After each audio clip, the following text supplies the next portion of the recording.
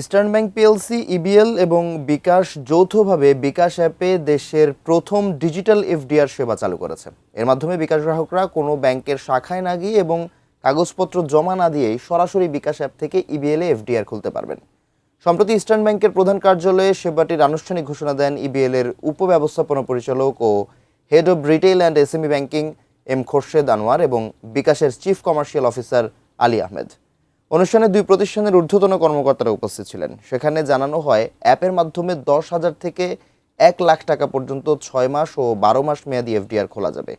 FDR স্বয়ংক্রিয় নবায়নের সুবিধা ও নির্ধারিত সময় অন্তর গ্রাহকের বিকাশ অ্যাকাউন্টে মুনাফা চলে যাবে। এছাড়া বিকাশ অ্যাপ থেকেই ডিজিটাল রসিদ ডাউনলোড ও সংরক্ষণ করা যাবে।